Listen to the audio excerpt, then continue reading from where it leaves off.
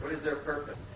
The purpose there, I think, is to ensure a lifetime of poor health and constant consumption of drugs and medications. Because after all, if the Rockefellers, they control every major drug company, they want to see the business coming in, you know. You want that bottom line and you want those growth figures for the next 10 years. So it's all planned, and it's deliberately planned. Everything that they do, and including vaccination, is planned to attack the immune system and make you incapable of ever seeing good health again in your lifetime. Thank you for your truth. Surely.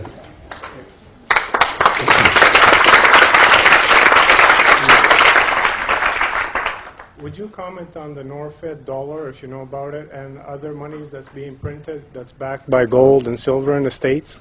Yes, I'm familiar with the Norfed operation. In fact, I'm a member of it, and it's a way out. But until we get control of our own currency, Norfed itself is a very small operation. And what we simply need is to go into the Federal Reserve System and arrest everybody. I had a friend who did that, by the way. He went into the Federal Reserve Building on Constitution Avenue, the Marble Palace, and he was going to arrest the members of the Federal Reserve Board, which is the only thing to do, because conspiracy to rob people is a definitely statutory offense. And that's what they do there. They rob everybody through these planned... I have a lot of material here on the Greenspan and the fact that his so-called fight against inflation is considered total nonsense by every economic writer in the world.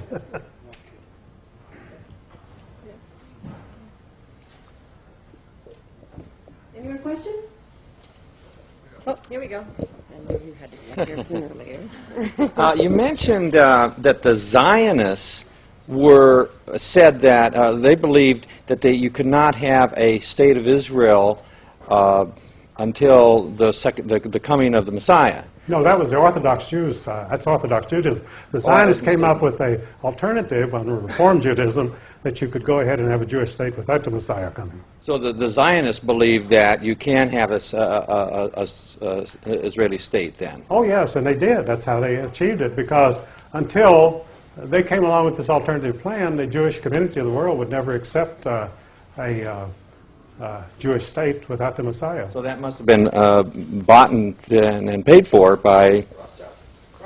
Oh, the Rothschilds put every penny into, into Palestine. They sent the settlers out there. They paid all of their expenses, bought the land for them, set up great operations, wineries, and agricultural things. All that was Rothschild money. And all the controversy right now going on in there between the Palestinians, that's just got to be a big banking operation, it seems to me, connected with oil. Very much so. If you go to the State of Israel, you'll see the main street is called Rothschild Boulevard. The entire Israeli parliament was donated by Jacob Rothschild of London. In other words, imagine if a private American, the entire building of the United States. And that's what happened in Israel. It's all donated by the Rothschilds. Eustace, first of all, congratulations on all your outstanding work you've done through the years.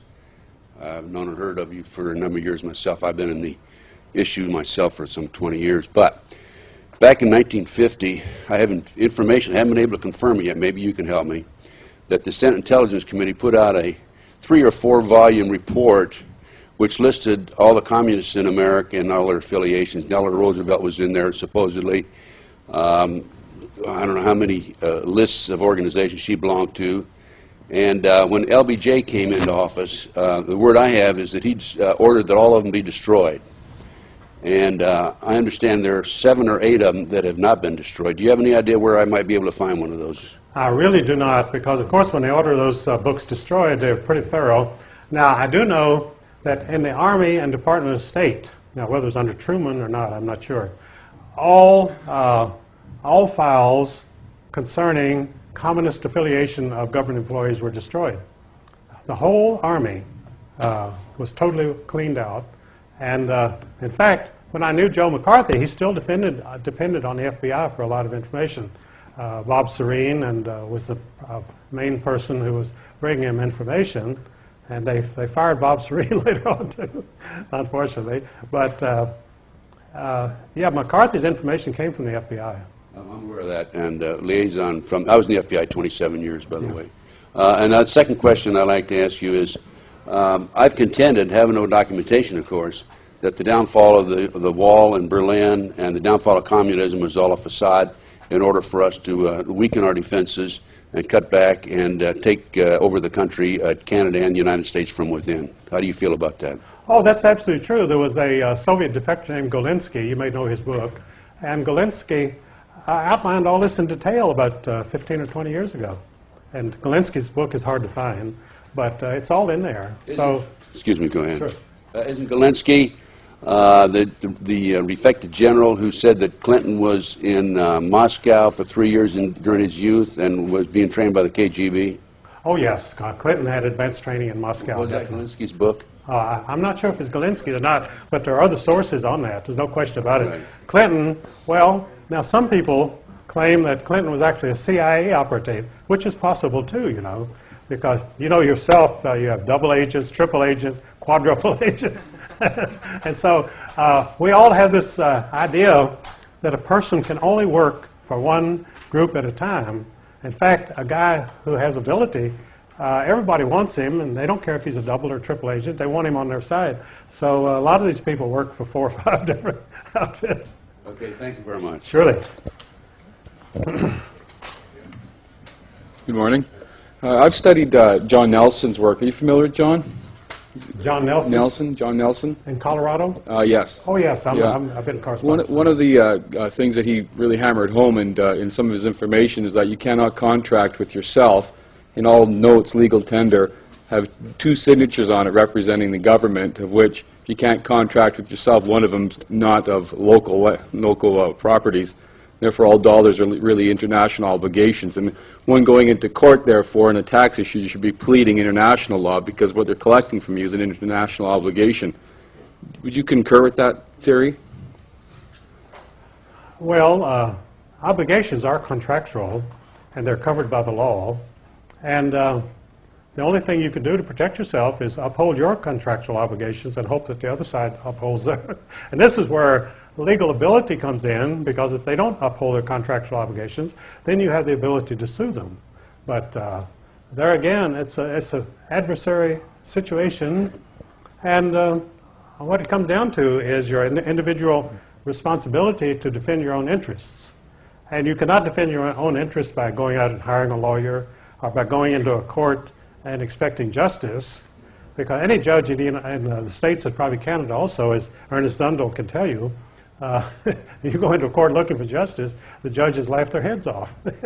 They know it doesn't exist.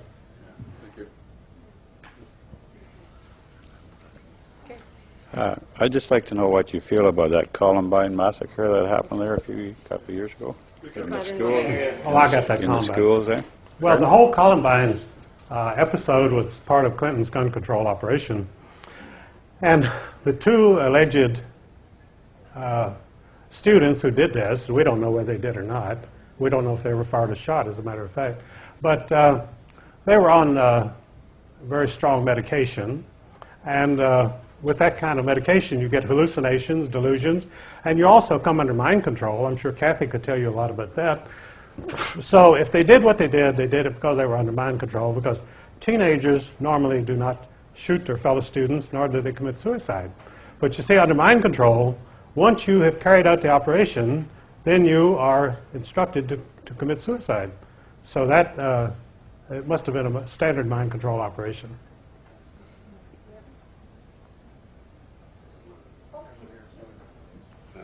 Eustace, I hate to monopolize the questions, but I'm going to give you one more question. Surely. And an observation. I noticed in these school shootings and church shootings, I've contended all along it was CIA mind control in most instances. Oh, yes. In order to pass the legislation that would do away with the Second Amendment, right to bear arms. I noticed the newspaper articles the first day or maybe a day and a half after the shootings, where they go in and search the homes of the shooters. In about half of them, the newspapers reported they found satanic drawings in the homes. Oh, yeah. So And I've been involved in, investigating Satanism for a number of years. And I contend that these shootings are not only CIA mind control, but dovetails into the satanic movement itself. Do you have any thoughts on that? Oh, definitely. In fact, many adolescents are taken by these games like Guns and Dragons and all this sort of stuff. So there's a lot of that. It appeals to the adolescent mind, this sort of stuff, because it's costumes and rituals and excitement and different from the mundane world that they live in. So they're very susceptible to this. And once they get into it, then they're drawn into rituals and drugs and so forth.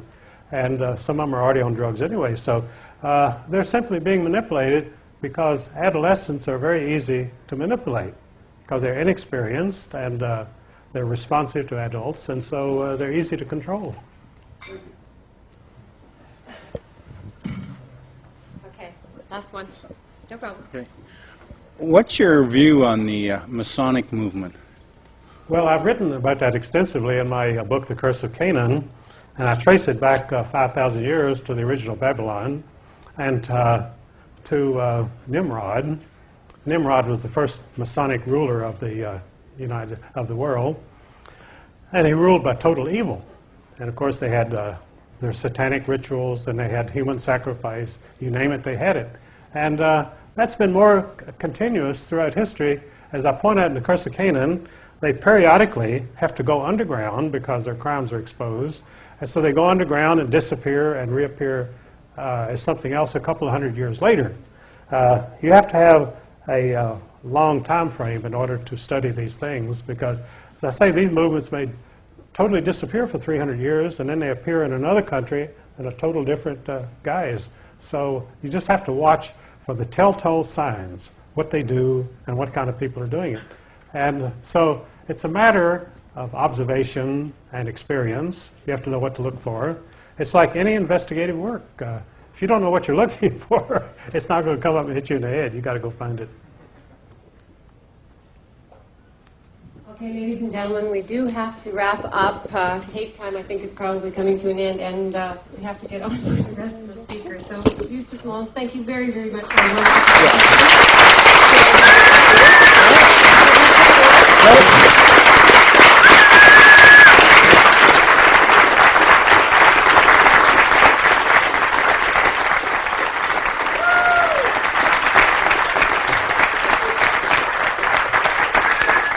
so much. That was wonderful. All right.